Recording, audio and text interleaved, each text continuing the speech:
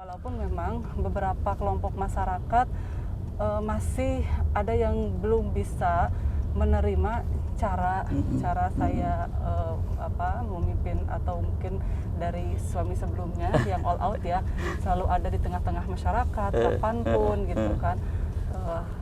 Tapi saya yakin masyarakat kita sudah cerdas dan sudah memahami intinya bahwa apa yang mereka butuhkan, apa yang mereka harapkan, semaksimal mungkin gitu kan, kita bisa mengakomodir.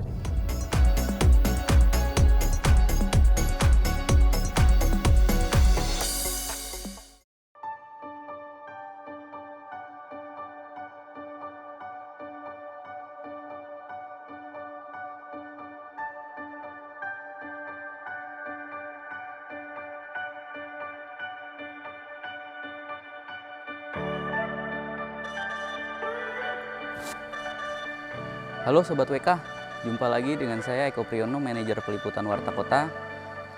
Hari ini kita akan nganterin Bupati Purwakarta, Ambu Ane Ratna Mustika, kemana? Saksikan terus video ini.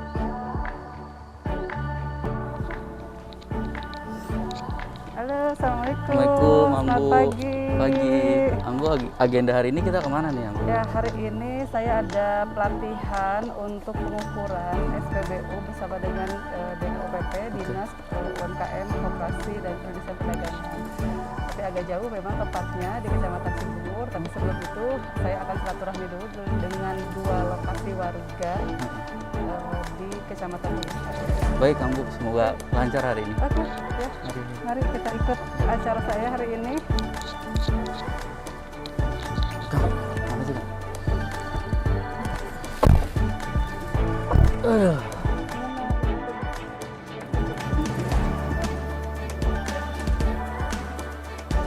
Ambu Ane Ratna Mustika merupakan Bupati Purwakarta periode 2018 sampai dengan 2023. Ia terpilih warga untuk memimpin Purwakarta bersama Haji Aming. Ambu Ane bertekad meneruskan kerja keras Bupati terdahulu yang juga suaminya, Dedi Mulyadi. Ambu Ane mengusung tagline Purwakarta Istimewa. Ada 3 poin utama yang diusung Ane Aming saat memimpin Purwakarta. Pertama, pembangunan infrastruktur harus memiliki ciri khas. Pelayanan kesehatan untuk masyarakat harus dipermudah. Dan pemerataan fasilitas dan kualitas pendidikan. Kepada manajer peliputan Warta Kota, Ambu Ane berbagi kisah mulai dari hari-hari sebagai pejabat penanganan COVID-19 di Purwakarta hingga himbauan terhadap warga untuk tidak mudik terlebih dulu pada tahun ini. Ambu, hari-hari sebagai bupati pasti ya berbeda dengan sebelumnya. Betul. Ketika menjadi istri ya, meskipun ikut organisasi juga ya, Ambu. Ini bisa diceritain nggak sih, Ambu, ketika sudah menjadi bupati apa aja sih yang berbeda gitu dari sebelumnya? Iya, jelaslah tanggung jawab ya. Tanggung jawab jadi bertambah gitu kan. Kemudian juga waktu juga karena melaksanakan tugas keseharian. Jelas pasti banyak waktu yang kemudian saya melaksanakan kegiatan di luar daripada di rumah gitu. Tapi karena kita sudah paham ya, artinya kita itu saya, suami, kemudian anak-anak dan keluarga itu sudah memahami lah. Karena kan kita punya pengalaman juga, suami saya juga 2 periode ya, Ambu ya. menjabat bupati, kemudian juga keluarga besar, orang tua dan yang lainnya juga sama lah. Pernah juga keluarga yang menjabat sebagai kepala daerah gitu. Jadi sudah tidak kaget lagi, anak-anak juga sangat memahami itu. Nah, Ambu kan bilang mungkin saya tidak akan, gaya kepemimpinan saya tidak akan seperti Bapak gitu. Betul. Itu akan ada sistem yang ya seperti Ambu bekerja 24 jam. Iya. Itu seperti apa sih, Ambu? Iya betul. Jadi karena tadi ya background saya itu ibu rumah tangga. Saya juga punya anak-anak, satu masih kecil, masih balita gitu kan. Maka saya berkomitmen beserta seluruh stakeholder di struktur pemerintahan di Pemda Purwakarta bahwa mari kita bagi-bagi tugas. saya rasa sudah tidak ini lagi ya, apa namanya itu, sudah tidak sulit lagi, karena kan kita juga bekerja dengan sistem, gitu kan. Sistem itu sepertinya sudah dibuat di beberapa OPD itu sistem yang terpusat. Jadi kita hanya melaksanakan. Kalaupun tidak, maka saya membuat sistem sendiri supaya memudahkan masyarakat mendapatkan pelayanan, gitu kan. Jadi selain untuk ASN kita bekerja itu dipermudah, tapi lebih utama adalah mempermudah masyarakat untuk mendapatkan pelayanan. Nah, sehingga hari ini sampai detik ini saya tidak punya kesulitan apapun dalam melaksanakan tugas, walaupun memang beberapa kelompok masyarakat masih ada yang belum bisa menerima cara saya memimpin, atau mungkin dari suami sebelumnya yang all out ya, selalu ada di tengah-tengah masyarakat kapanpun gitu kan. Tapi saya yakin masyarakat kita sudah cerdas dan sudah memahami intinya bahwa apa yang mereka butuhkan, apa yang mereka harapkan semaksimal mungkin gitu kan, kita bisa mengakomodir itu. Mudah-mudahan semua lancar ya, Bu ya. Amin. Nah, yang jadi fokus Ambu ini kan ada 3 program ya. Betul. Salah satunya infrastruktur yang Bu. Betul. Ini perkembangannya sejauh apa dan kebijakan apa yang sudah diambil Ambu ini sebagai Bupati? Ya. Jadi tagline kita adalah Purwakarta Istimewa. Spirit Purwakarta Istimewa itu menjadi fondasi dalam kerangka pembangunan di Purwakarta. Itu sudah dilakukan oleh Bupati sebelumnya selama 2 periode. Yang pertama adalah infrastruktur, bagian dari mempersiapkan pelayanan publik lah, arahnya ke pelayanan publik. Banyak hal yang kemudian infrastruktur itu kemudian kita dorong. Walaupun dalam masa pandemi ini saya kesulitan ya. Betul. Beberapa kali refocusing gitu kan. Kemudian yang paling banyak terdampak adalah di infrastruktur gitu. Banyak kegiatan atau perencanaan pembangunan di infrastruktur itu yang kemudian ditunda karena anggaran yang memang tidak memadai, yang akhirnya target-target itu tidak tercapai. Jelas itu masyarakat mungkin akan yang banyak bertanya gitu kan, karena masyarakat kita sudah terbiasa dengan jalan licin, cair-cair, buncir, baru nyengir. Itu komunikasi. Kok sekarang agak beda gitu ya? Kok sekarang pembangunan kok agak lambat? Iya, agak lambat. Nah, inilah tugas dari seluruh OPD, stakeholder, untuk menyampaikan kepada warga masyarakat gitu kan. Kenapa hal itu terjadi? Jelas bukan keinginan saya. Saya ingin bersama dengan seluruh OPD itu ini target-target bisa tercapai ya. Sehingga tidak ada PR lah di kemudian hari. Tetapi ya kita pahami bersama, kita sedang menghadapi pandemi. Bencana non alam yang tidak kita harapkan gitu kan. Jelas itu juga butuh penanganan yang betul-betul harus dilakukan. Iya, di setiap Pemkot, Pemda itu memang harus menyesuaikan ya pada akhirnya ya, Bu ya. Betul. Jadi warga Purwakarta nih harap maklum. Bukannya Ambu nggak bekerja gitu, tapi ya agak tertunda sedikit ya, Bu ya. Ya, banyak target yang tidak bisa dilaksanakan, tercapai lagi. Nah, bicara pandemi ini sejauh apa sih, Bu, tingkat kesembuhan atau penyebaran di sini tuh seperti apa di kabupaten? Jadi pandemi Covid ini memberikan dampak yang cukup signifikan ya, terutama bagi perencanaan pembangunan di pemerintah daerah.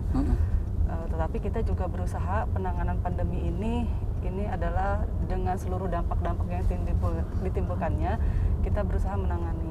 Paling yang utama adalah bagaimana di bidang kesehatan masyarakat kita itu harus sehat-sehat, terhindar dari COVID gitu kan, sehingga nanti akan produktif lah, diharapkan seperti itu. Nah, untuk bidang kesehatan pun itu sudah komitmen kita dengan membuat tempat untuk isolasi mandiri. Di mana tuh, Ambu? isolasi yang dilaksanakan dengan pengawasan dari tenaga kesehatan yang kita siapkan gitu. Itu ada di Desa Maracang, Kecamatan Babakan, Cikau. Dari awal kita sudah membuat ruang isolasi itu untuk yang memang tidak bergejala atau OTG gitu kan. Jadi mereka tidak boleh diisolasi di rumah gitu, tapi kita tarik. Nah, ketika kemudian perkembangannya banyak warga masyarakat yang juga terkena ya, jadi angkanya cukup naik waktu itu, yang akhirnya kita memutuskan untuk menambah ruang isolasi.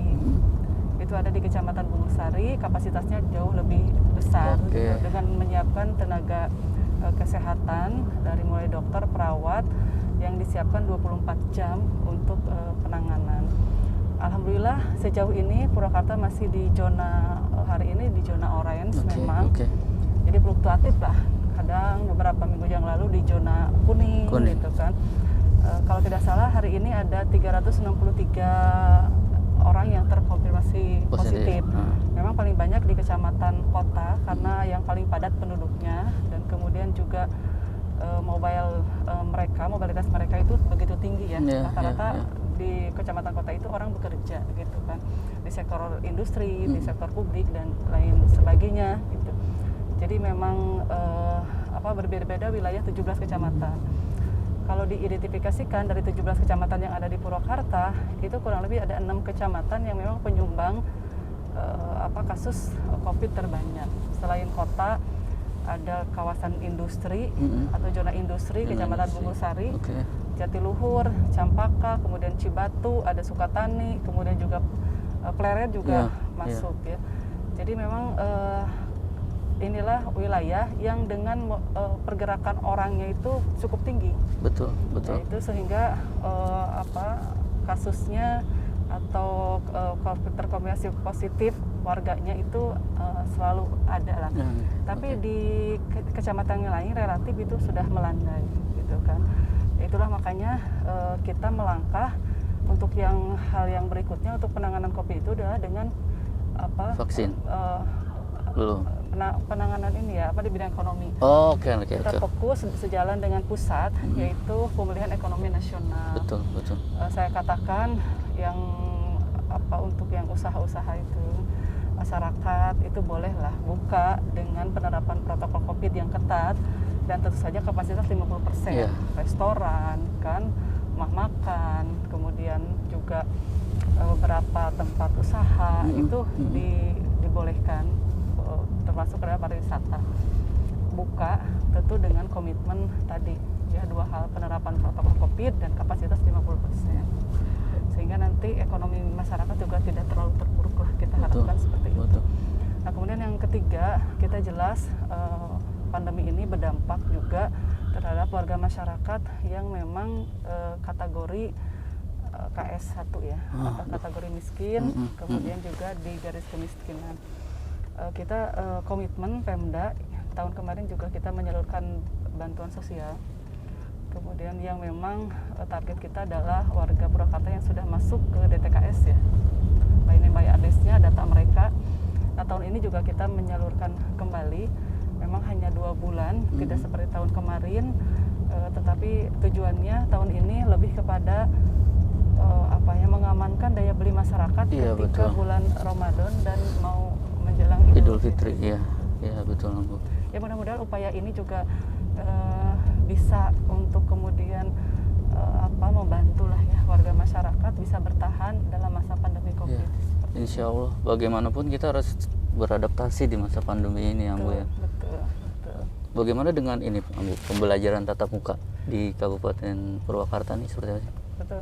Jadi beberapa waktu yang lalu kita sudah berkomitmen, saya kemudian juga Dinas Pendidikan Kabupaten dan kemudian Kepala Kantor Cabang Dinas Pendidikan Wilayah 4 Provinsi Jawa Barat.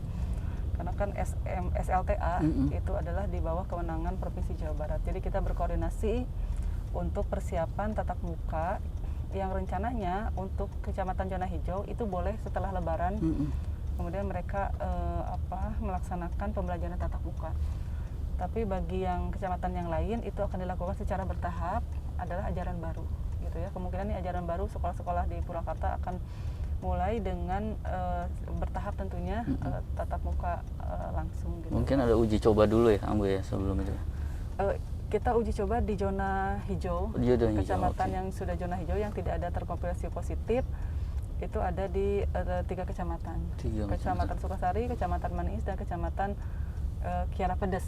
Walaupun hari ini Kiara Pedes ada, kita tunggu apakah sampai pasca Idul Fitri itu masih ada atau zero gitu ya. Oke.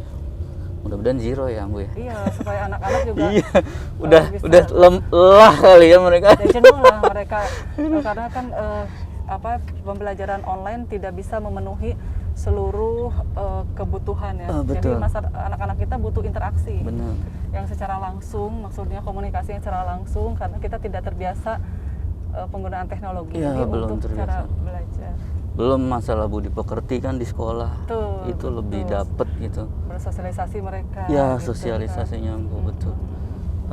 Nah, menjelang Idul Fitri ini Ambu silakan sampaikan ke warga karena kan diminta tidak mudik dan tetap di wilayahnya masing-masing. Betul. Jadi silakan Ibu Ambu menghimbau warga. Baik.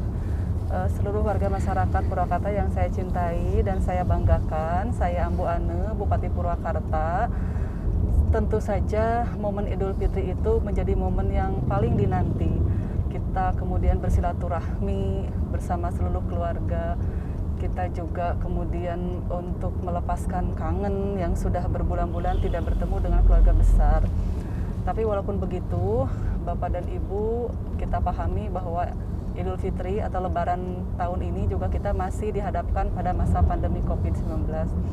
Tolong tunda dulu yang mau melaksanakan perjalanan mudiknya, apalagi ke daerah-daerah yang memang zonanya itu zona merah gitu ya.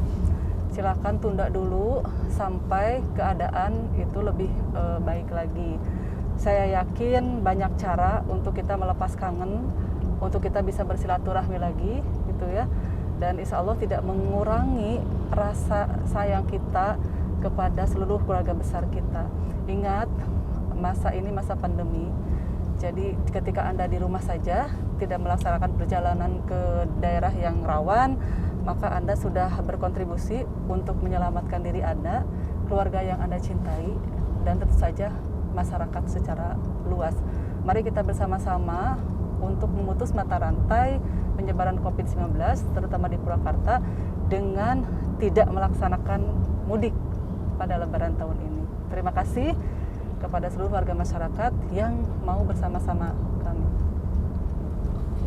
Sobat WK, sekian obrolan kita dengan Bupati Purwakarta, Ambu Ane Ratna Mustika, Bupati Purwakarta pertama dalam sejarah. Kita doakan beliau amanah, Amin. bisa menyejahterakan rakyat dan Amin. semua pihak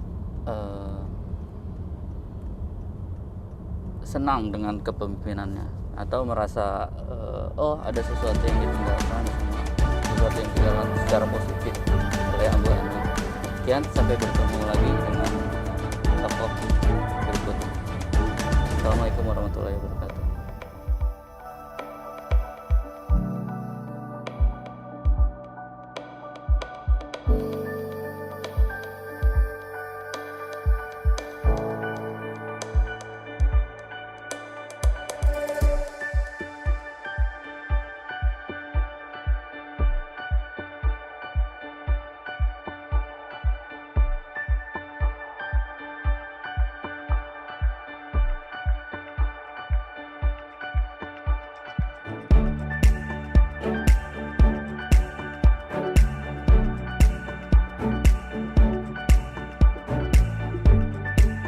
Jangan lupa subscribe ya.